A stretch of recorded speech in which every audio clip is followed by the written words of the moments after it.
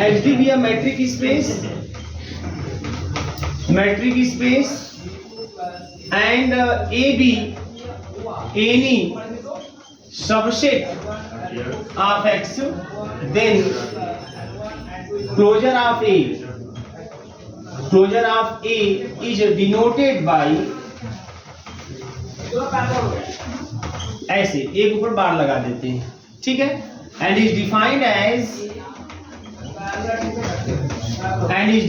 as closure of A is equal to A union derived set of A, ये ऐसे define, ठीक है।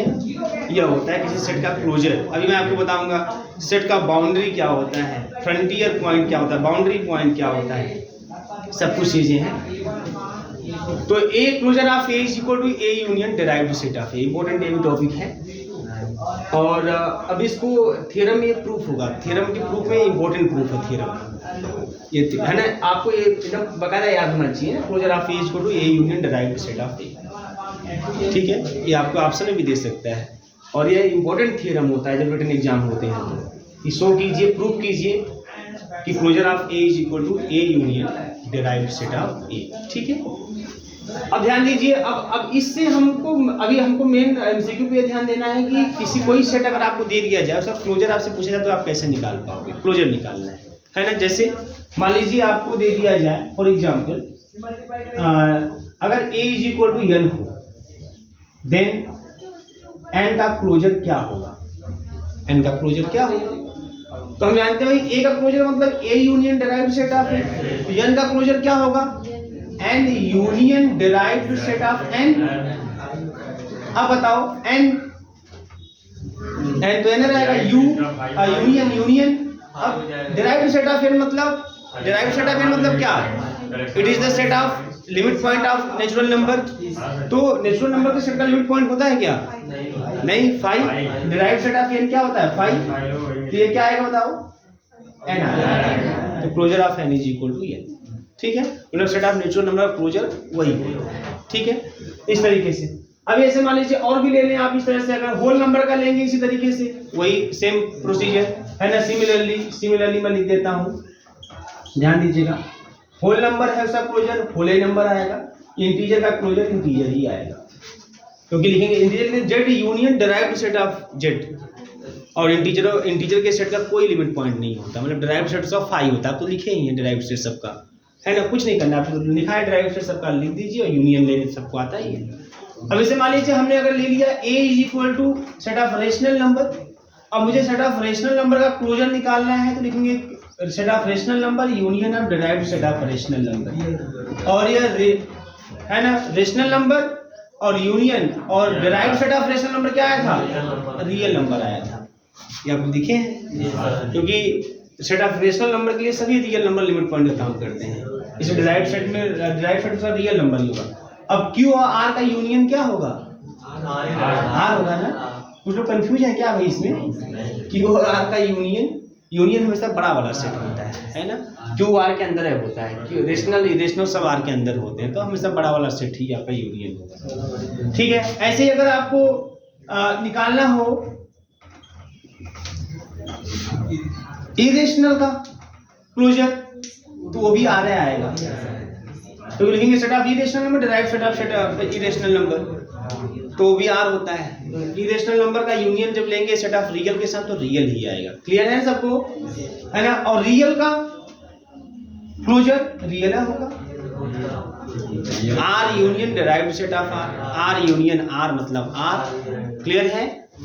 अब अगर मान लीजिए आपसे पूछा जाए a इक्वल टू, मैंने मान लीजिए a ले लिया, क्लोज इंटरवल 0,1 या AB से लिखूं, चलो क्लोज इंटरवल AB, इसका क्लोजर अगर आपको निकालना है तो क्लोजर ऑफ A क्या होगा, A union derived set of A, मुझे बताइए आप लोग। तो A मतलब है ना आपका AB, यही ना, और डेराइव्ड सेट ऑफ AB, अब इसका डेराइव्ड सेट क्या होता है, पूरा वही होता है ना।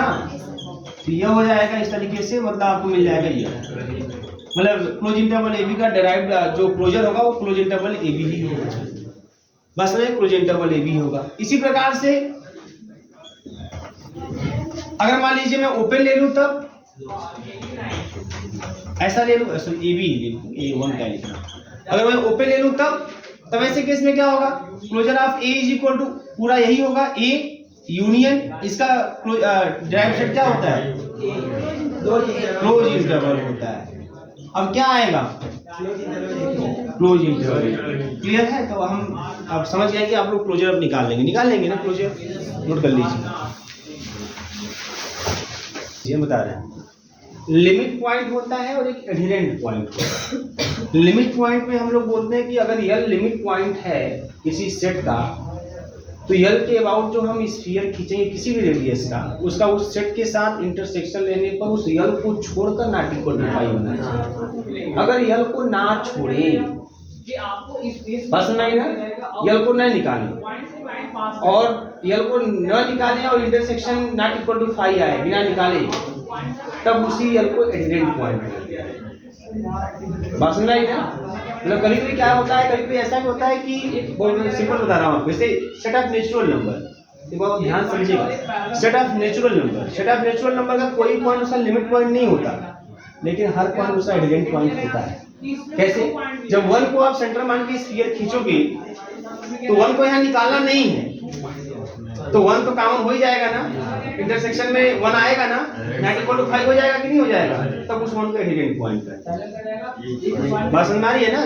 मैं आपको फिर से यहाँ लिखा है, जैसे L अगर एडहेरेंट पॉइंट है, L is adherent point, adherent, अगर L एडहेरेंट पॉइंट है ना, देन S R L, और A का अगर है, A का एडहेरेंट पॉइंट तो इंटरसेक्शन A, बस यही नॉट इक्वल टू 5 होना चाहिए, बस यही नॉट इक्वल, उसमें यल निकालना नहीं जाता। और लिमिट पॉइंट होता है तो माइनस यल करने पर नॉट इक्वल टू 5 होना चाहिए। एडहेरेंट पॉइंट हो तो खाली इतने पे नॉट इक्वल टू 5 होना चाहिए। तो ऐसे ही साथ अगर देखेंगे तो सेट ऑफ नेचुरल नंबर का हर एक पॉइंट उसका एडहेरेंट पॉइंट होगा, क्योंकि कुछ मिले जाना मिले, लेकिन वो तो पॉइंट में मिलवे करेगा, उसको सेंटर मान के आप खींचे और रेडियस, बस समझ में ना।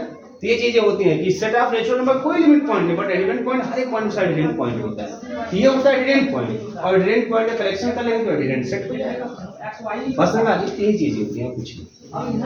क्योंकि बहुत आपके सिलेबस के अकॉर्डिंग नहीं था, इसलिए मैंने उसको जिक्र नहीं किया, लेकिन फिर भी आप जान लीजिए यही होता है, कुछ नहीं।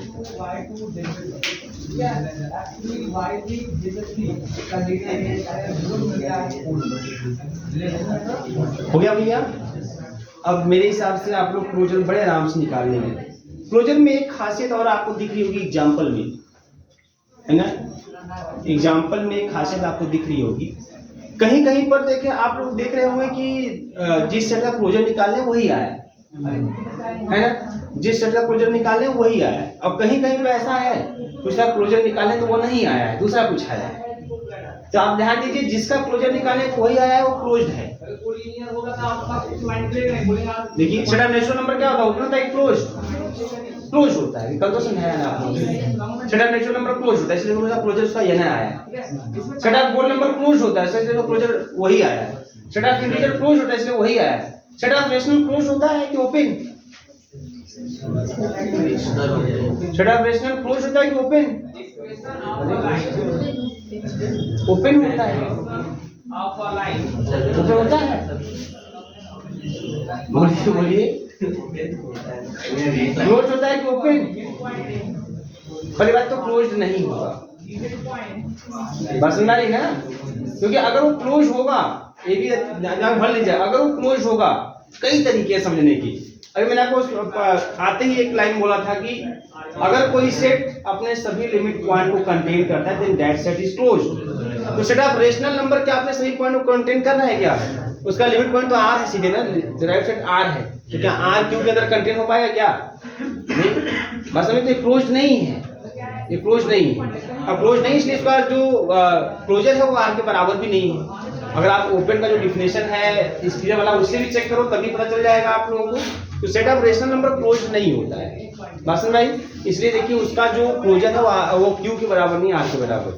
तो ये चीज आप याद रखिएगा। अगर इफ ए इज क्लोज्ड, ये सब कुछ थ्योरम का जब बारी आएगा तो सब चलेगा। इफ ए इज क्लोज्ड, अगर ए क्लोज्ड है then closure of A is equal to A. ये दोनों साइड चलता है। If closure of A is equal to A then A is closed. तो बहुत से तरीके हैं, है ना, क्लोज जानने के, ओपन जानने के, ठीक है, बहुत से तरीके। सब स्टेटमेंट सब काम देंगे आपको, ये सब स्ट्रेट फॉरवर्ड हैं जिसको यूज करके डायरेक्ट आप बता देंगे कौन सा ऑप्शन सही है। तो if closure of A is equal to A then A is closed. किसी से अगर क्लोजर निकाल पा रहे हैं आप, क्लोजर निकाल पा रहे हैं, अगर वही आ गया तो क्लोज, बात समझ में आ रही है। और अगर ए आया है और इफ एंड ओनली इफ का केस है, इसका समझ रहे हैं, कंफर्म ये होगा। If A is closed then A confirm होगा, ये चीज कंफर्म, इसमें कोई डाउट नहीं है।